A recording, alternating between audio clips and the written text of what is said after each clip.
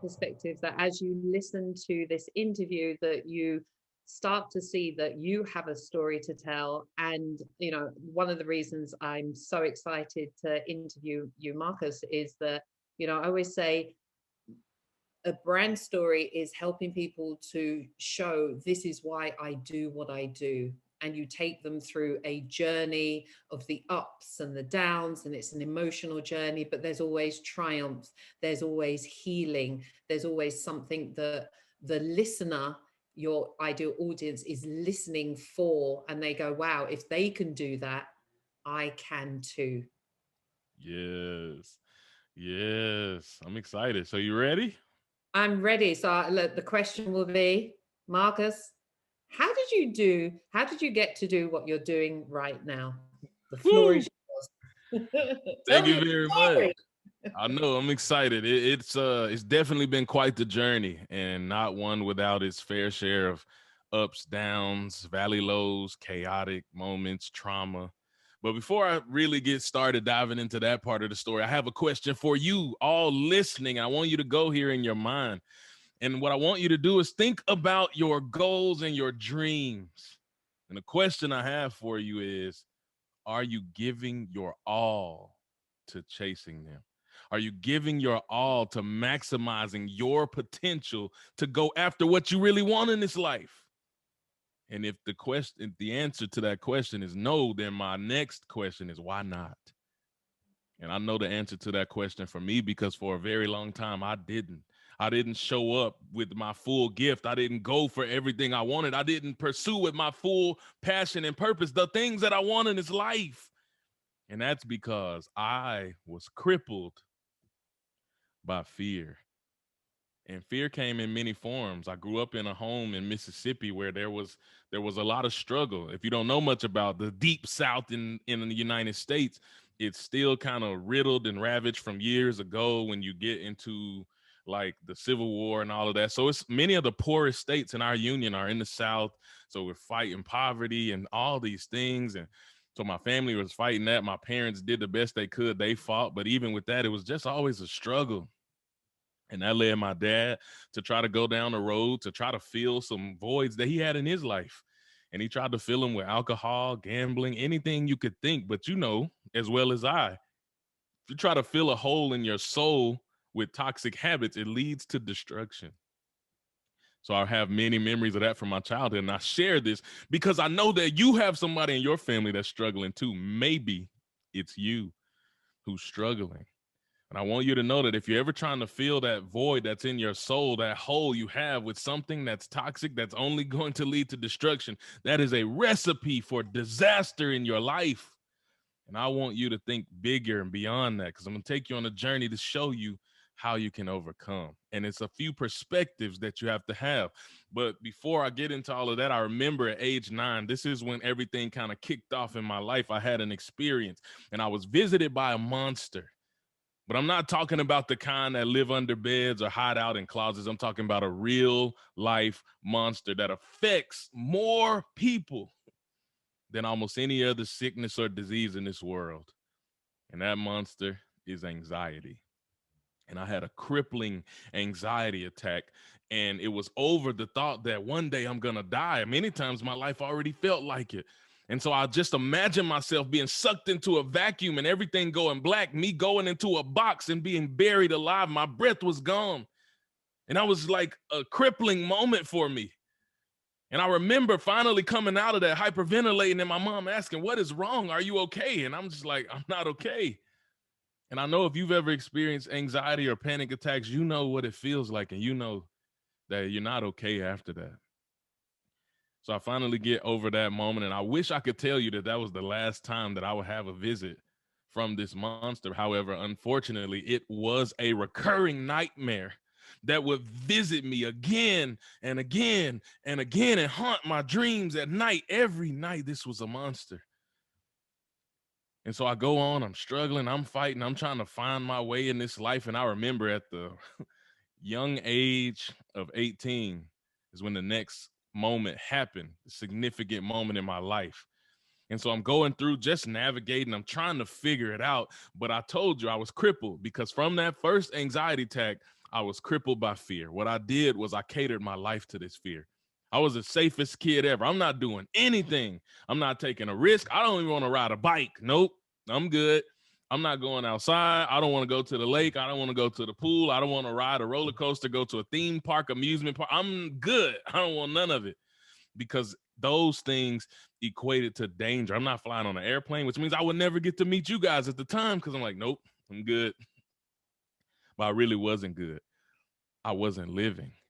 And so at age 18, I'm living my life this way. And I remember this night like it was yesterday. On a routine evening, friends of mine and I are in this car, just driving home in the evening. Imagine it's nighttime and you're sitting in a car, you kind of dozing off, which is okay because I wasn't driving, so I can go to sleep in the car. And I remember just hearing the loudest explosion that I ever heard in my life. And so this explosion happened. And when it happened, I remember opening my eyes to ask my friend, like, what's happening? He's screaming. The car's jumping, it's shaking, and we fly off a highway 75 miles per hour, which where you are, I think that's like 110 km, if you can imagine. And we fly off the highway at this speed, nearing a bridge in a huge ditch. We're going down.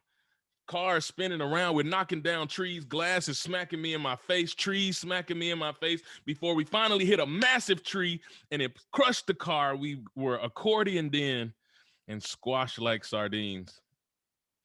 And I remember sitting in that moment being afraid to open my eyes, crippled with fear, because I had just lost a very, very, very close friend to a car accident not 2 years prior. And all I could think is, in this moment that I am about to die, my worst fear came true. I am about to die without having ever lived. And my question to you today, if you're listening to the sound of my voice, is, are you going to die without having ever lived? And I'm asking you this question because you have something in your heart that you desire. You have something that you want, but for whatever reason, maybe it was abuse, maybe it was chaos, maybe something happened in your life, something significant, maybe it was bullying, maybe somebody took advantage of you, maybe all the different things that can happen, but those things cause you to walk in fear. And when you walk in fear and you live your life accordingly, it's like you live in a self-imposed prison. Like you're just sitting in a cage and you refuse to walk out because of the potential dangers. But what I learned is that you can only control what you can control. You cannot control anything else that happens around you. All you can control is how you respond to it. And that's the power you have. And you give that power away when you allow fear to control your life. So what happened in that moment, it was a wake-up call for me. That, yes, spoiler alert, if you're listening to the sound of my voice, I'm still here. I didn't die. But the light bulb moment, or the magic that happened, was I realized that not only am I still here, I'm here for a reason, and I don't have time to waste letting fear dictate and control my life. Because the more time and seconds I spend sitting in a box, I would have never met you. I would have never traveled the world. I would never made many of my dreams come true, because I was crippled by this debilitating fear. And here's the reality. What if? Like, I don't have any control over that. But I know that in this life, you're going to miss 100% of the shots that you do not take. That's a quote from basketball that we have here. But I know you guys have football. So they still have to shoot in order to get a goal, but they're never going to get a goal if they never shoot. So what I'm telling you is, you have to start to believe and show up for yourself. So what happened after that? I have this aha moment, this awakening, so to speak, but it didn't shift overnight. Then I started having these questions like, man, well, why? Why am I still here? Why did I lose? Why did my friend lose his life at 15 years old? He didn't even get to experience life, but I'm here. Why did I go through that pain? Why did I go through that struggle? Why? And then we do that so often. We don't realize that you give your power away. The revelation that I received is that I was asking the wrong question. The question was never, why are you here? It was what? What are you here for?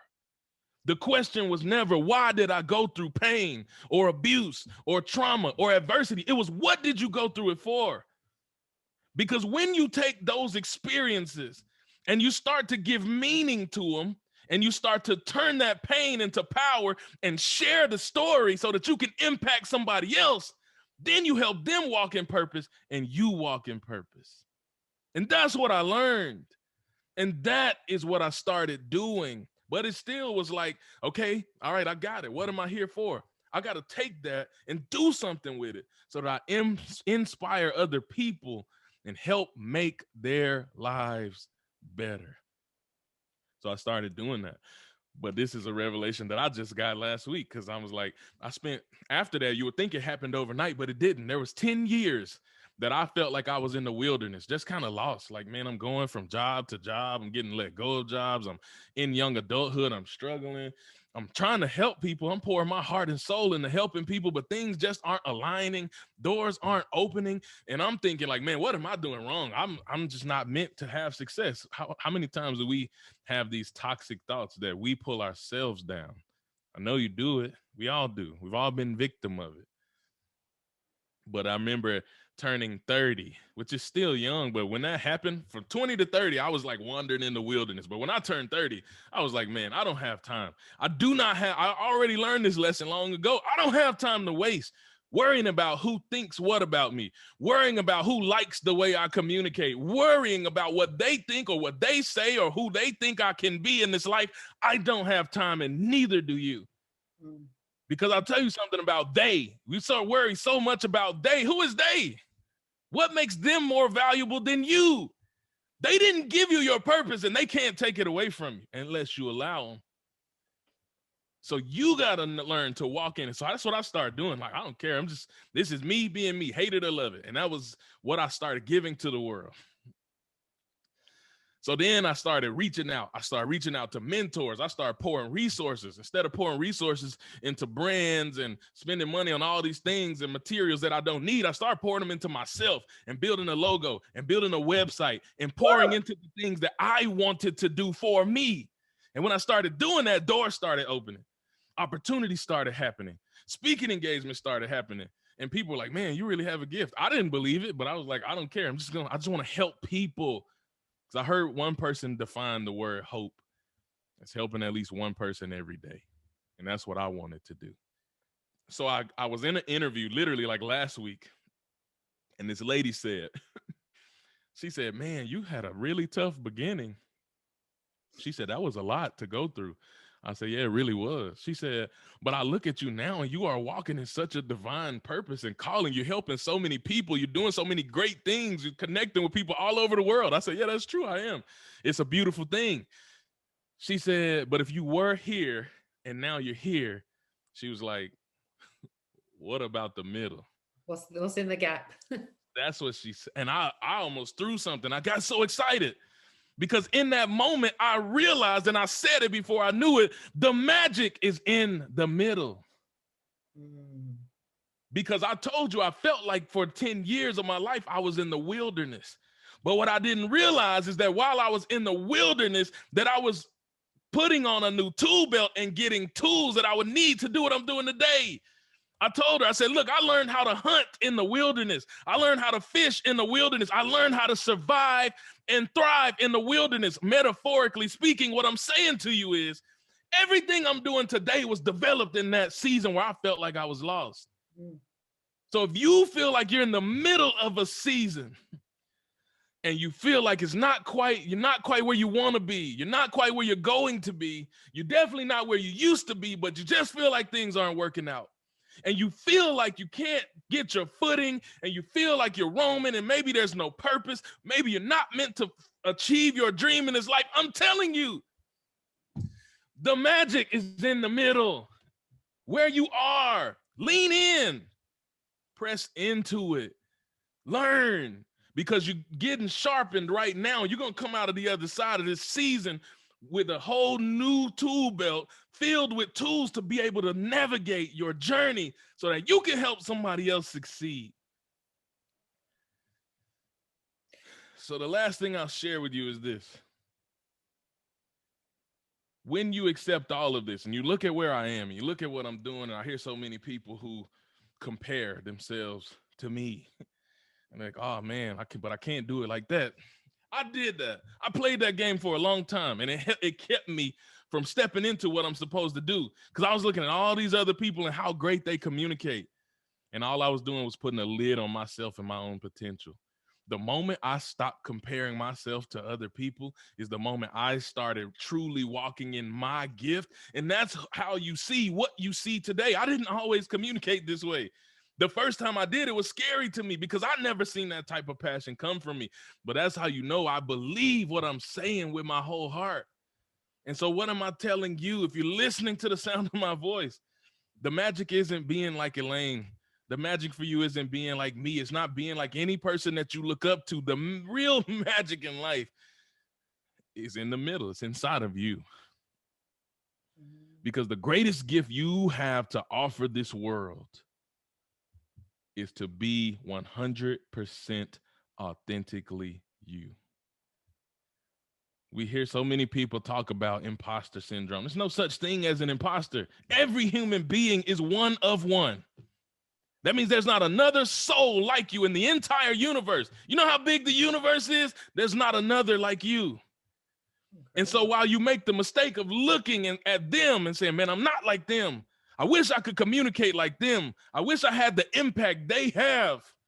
And you play this game where you're tormenting and you're tearing yourself down. Well, I want you to know you're never going to be them, so stop. But they're never going to be you. You don't have what they have, but they don't have what you have. And when you stop focusing on what they have and focus on what you have and realize all you have is all you need and walk in your own greatness, that's when you have the power to change the world. So I'm communicating with everything inside of me. Every single day, you got to make the choice to choose you. You got to make the choice to choose happy. Happiness is an inside job. Yeah. It doesn't come from external validation. You'll never get it as long as you're looking for it in things and in people. It's inside. It's internal. You got to look inside your own soul. Choose happy every day. You got to choose life every day. You got to choose love every day in all that you do. And remember, never forget that in the entire universe and all its vastness, there's only one you. And walk in that greatness, walk in that divine purpose, walk in the power that is you, and go change the world for at least one person. Why? Because you can. Oh, let me just hold that up. Marcus. Wow, that's incredible journey you've been on and articulated it in such a, you're always energized and so full of power. And I know you're channeling it. You're not inside your head. You're just speaking from the heart space. And I think that's why it comes across so authentically, so powerfully, and just lands on people, and it's refreshing and it's uplifting. You're like we used to have a sweet called the Refresher. I love it. Thank you. Oh, thank you so much. What came to me when you were speaking, especially as being younger and going through those panic attacks and anxiety, and to see where you were there, and here you are, from point A to point B, and obviously the stretch is in the middle. That's where the growth is. That's where the journey is. And you shared lots of different things that have enabled you, I suspect, to close up that gap as well. And many speakers or aspiring speakers find it really challenging to not only find a story, but to tell the story. They're full of nerves and anxiety. What do you think might be sort of 2 or 3 things you can share with them that they can practically start doing now? That's really good. The first thing you got to do is learn to affirm yourself. And that's like practicing affirmations. So this is about to feel so silly, but if you really want to be a speaker, you got to believe deeply that you have a story, and that is powerful. Because the biggest mistake I hear speakers making is they feel like they have something to say and they want to help, and they know that they're gifted, but then they watch somebody else and think, oh my God, I can't do it like them. or my story isn't like theirs. And then you start questioning your own validity. You start questioning your own power. Don't do that.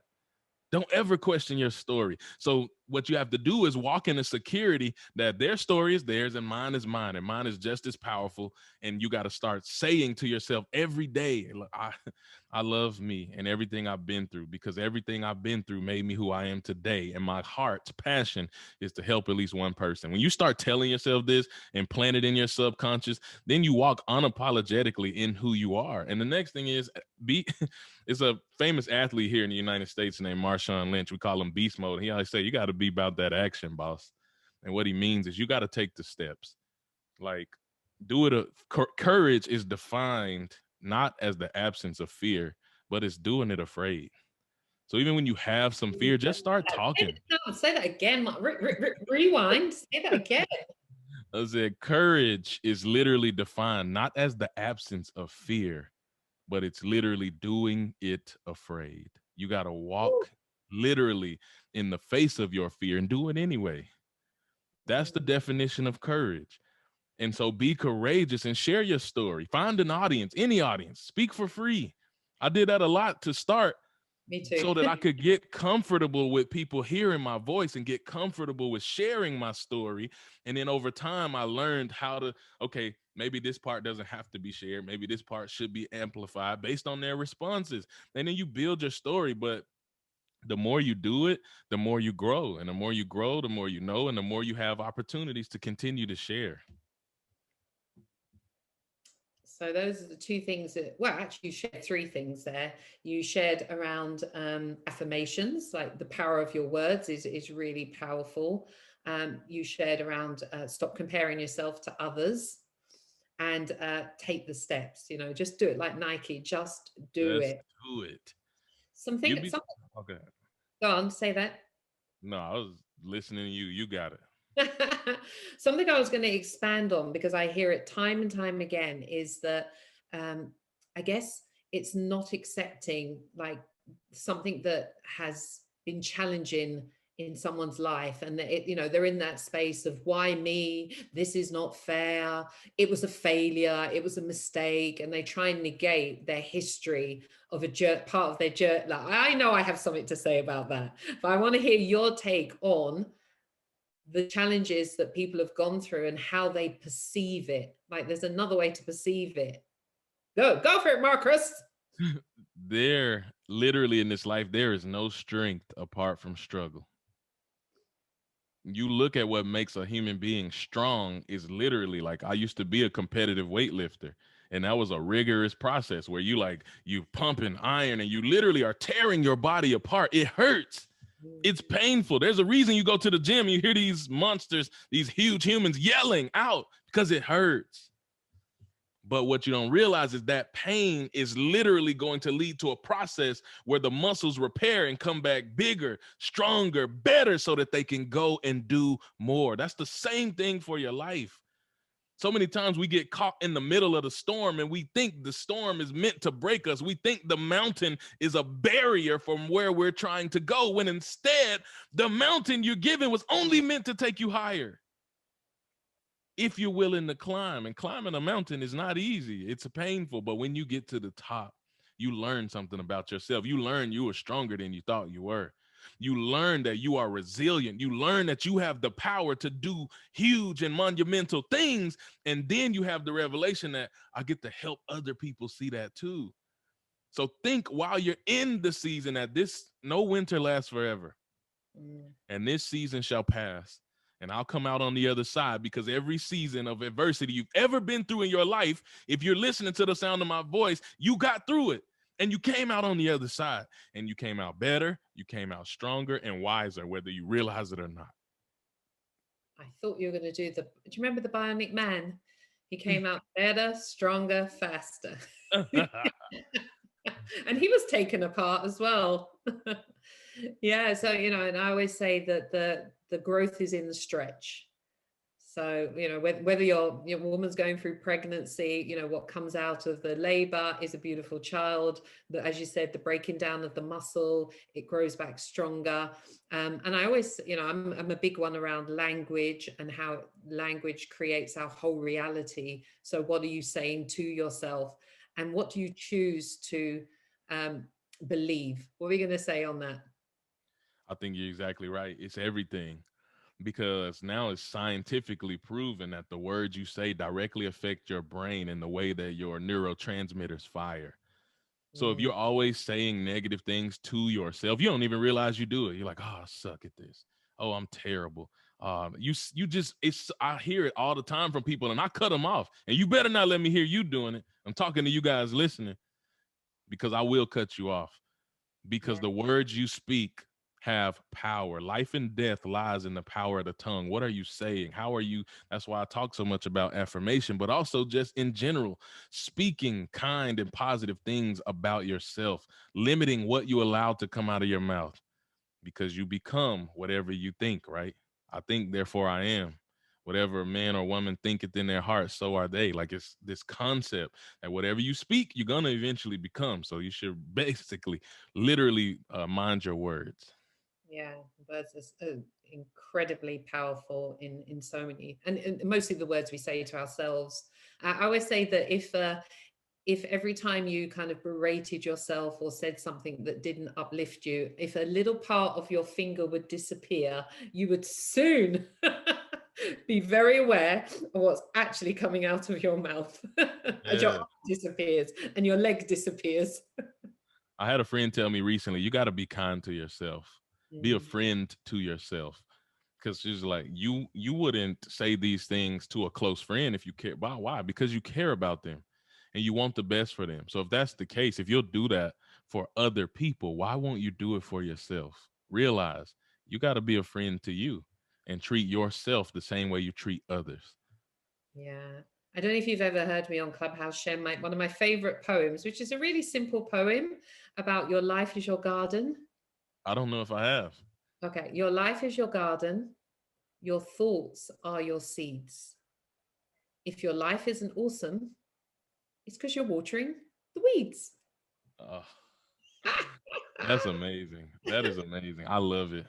Yeah, spending too much time on thoughts that just don't serve you. Like we have the power to change it and change Yeah. it and Yeah. change it once we become aware of it. So I feel like you're like a you have people be aware to be come off autopilot and to be conscious of what they're saying, what they're doing, so that they can be in the they can embrace the stretch and be ready for all the things that life has for them. So Exactly. you're a disruptor, Marcus. So it's funny you say that, because I wrote a book called Asleep at the Wheel, and the reason I wrote that book was to be a wake up call to the world, because I feel like so many people are just walking dead, just going through the motions. Exactly what you said, living life on autopilot, just waiting on the next vacation or waiting to die. And I'm like, wake up! You don't have time to sit going through the motions. Your life matters. Your time is valuable. You don't get a do over. Make it count.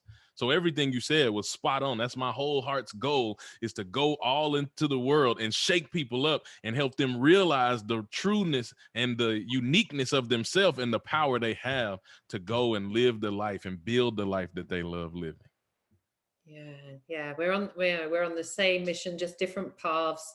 I love working with people on their mindset. I want them to get past themselves, be really powerful internally, win the inner game, mindset game. So once they do that, because I train people in speaking, then it's so much easier. It's a different place to present and speak inside of just being a vessel, because you are now out of the way.